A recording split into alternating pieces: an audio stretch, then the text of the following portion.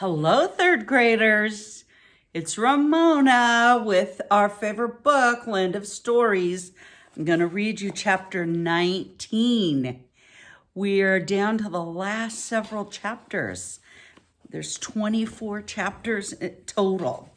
So I'm going to do chapter 19 in two parts. So I'll stop halfway through. The mermaids escorted the twins through the ocean and up a river into the northern part of the Sleeping Kingdom. Alex and Connor were only a few miles away from the Thornbush pit and began their walk to the place where they would find the last wishing spell item.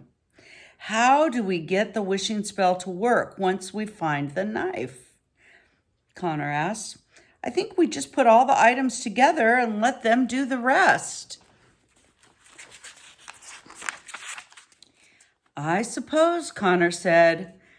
The land was dead and dry around them. The roads were bumpy and covered in stone. It was by far the least attractive area they had been to in all of the Land of Stories. I don't know about you, but I am so looking forward to getting out of this place, Connor said. I know what you mean, Alex said half-heartedly. I miss Mom so much. I can't wait to get back to air conditioning and television, Connor said. Boy, have I missed those things. And food. Don't get me started about food. I bet we have so much homework to catch up on, too, Alex said happily. Connor grunted. Oh, I didn't think about that. He also wondered if he would have to serve all those detentions when he got home as well. Would being trapped in a fairy tale world for a week or two get him out of it? Alex completely sympathized with her brother. She had been so excited to discover the Land of Stories, but they had so many treacherous experiences that even she was anxious to get home. But now, looking around at the land, even as ugly as this part of the kingdom was, she couldn't help but think how much she was going to miss it. We have seen some amazing things, Alex said. Very true, Connor said. And we've met some extraordinary people, she said. Can't deny that, Connor said, shaking his head. It's a shame that we can't come and go to this place as we please. Alex said, you don't think you'll miss just a tiny bit? Connor immediately shook his head and his mouth positioned into the shape to say no. But when he thought about it more, he hesitated.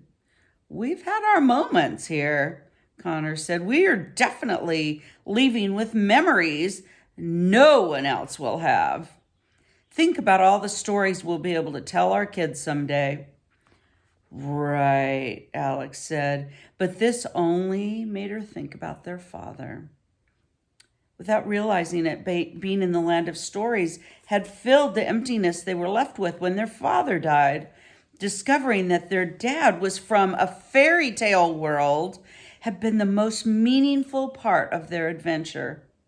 Mom and Grandma are going to have so much explaining to do, Connor said. For sure, Alex agreed. I wonder where Dad lived.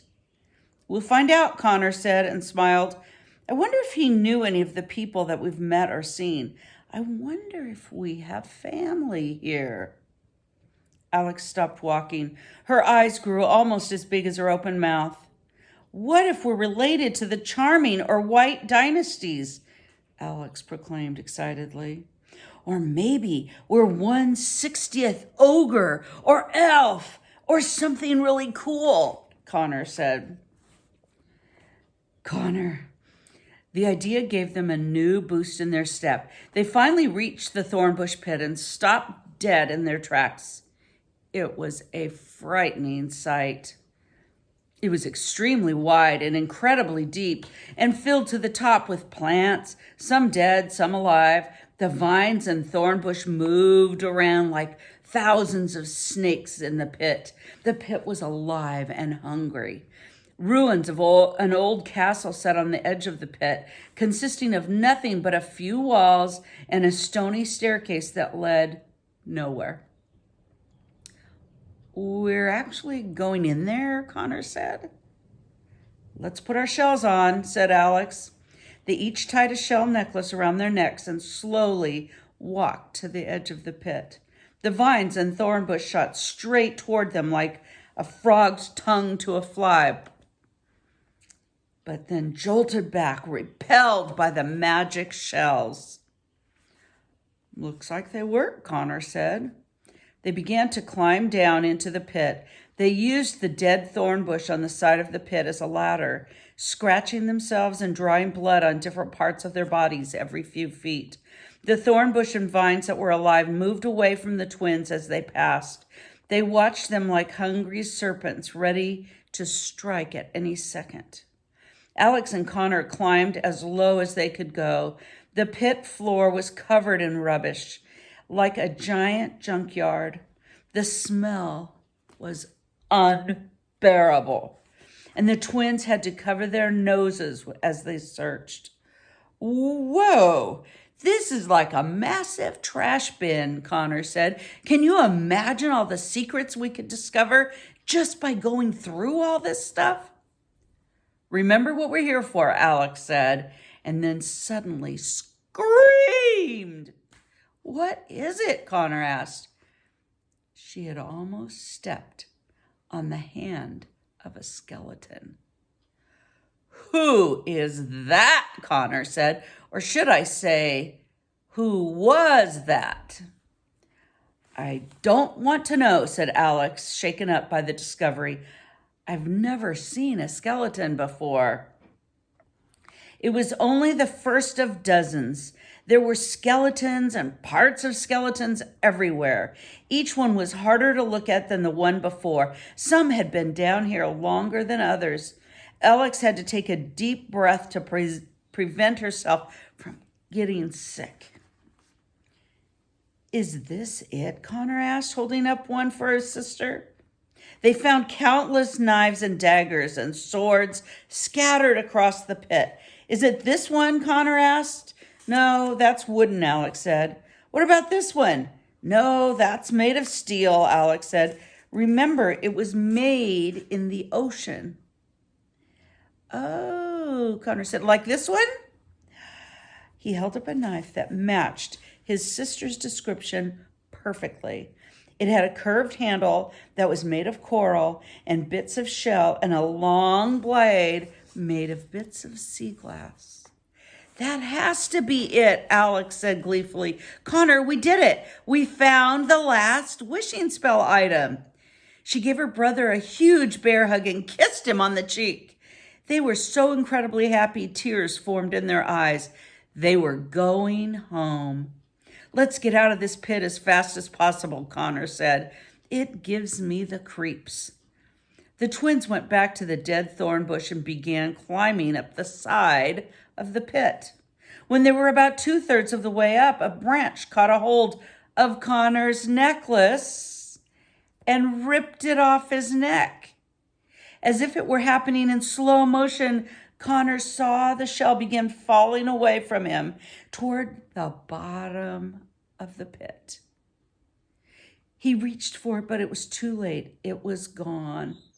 The shell hit the bottom of the pit floor and shattered. We all know what that means. Oops. Alex and Connor looked down at the broken shell and then looked at each other with the same horrified expression. The living vines and thorn bush vibrated with excitement. The shells were useless now. Vines began shooting towards the twins. We've got to get out of here, Alex yelled. And the twins rushed up the side of the pit faster than they had ever climbed anything before. Their fingertips were just about to reach the top of the pit when vines wrapped themselves around Alex's and Connor's feet and dragged them downward. Connor stabbed the saber into the ground outside the mouth of the pit, and they both held on to it while they were being pulled by the determined vines. They were not going to end up like other victims of the vines. More vines wrapped themselves around the twins, increasing the fight. Alex and Connor were nearly completely covered in plants. Alex lost her grip around the knife and began to fall back into the pit. But Connor grabbed a hold of her just in time. He couldn't hold on to both for much longer. One by one, his fingers began slipping from the knife of the handle. Connor's hand lost its grip in the knife, and he and his sister were both dragged away. But right as his hand slipped away, he felt a cold, clammy hand grab onto his and try to pull him and his sister out of the pit. It was a struggle. The plants weren't giving up. Alex and Connor felt like the rope in a tug-of-war. They were being pulled from both directions. "Damn you, miserable plants," said a very proper voice the twins recognized. "Let them go, you overly advanced shrubbery." With one final tug, most of the vines broke, and Alex and Connor were saved. Their momentum piled them on top of whoever it was that just saved them. "Froggy," Alex declared, and gave their old friend a tremendous hug. "It's you," Connor said. Although he had had trouble shaking Froggy's hand when they'd first met him, Connor was now hugging him like he was a long-lost relative. "Hello, Connor," Froggy said. He was almost suffocated by their affection. "You saved our lives," Alex said. "How did you know we were here?" Connor asked. Froggy got to his feet, straightened the tie of his suit, and helped the twins up. "I've been looking for you for 2 days," Froggy said. "The amount of ground you covered is remarkable. Thank goodness I crossed paths with those mermaids, or I would never have found you." "I'm so proud of you," Alex said. "You're out of your house. You're out in the world." "What made you come out of your house in the ground?" Connor said. "The fairy godmother is looking for you," Froggy said. The twins were very surprised and confused to hear this. "What?" Connor said. "What does she want with us?" "Oh, no," Alex said. "The glass slipper. She must know I broke it and is furious." "Glass slipper," Froggy said with a raised eyebrow, ambivalent. Alex slyly looked around. "Well, yes, we've been busy collecting." She opened her bag and let Froggy peer into it. "You've collected all the wishing spell items already?" Froggy asked. He wasn't sure whether to be proud or shocked. "Yup," Connor said, pulling the knife out of the ground. "And believe me, it wasn't easy." Okay, second half of this chapter in the next video.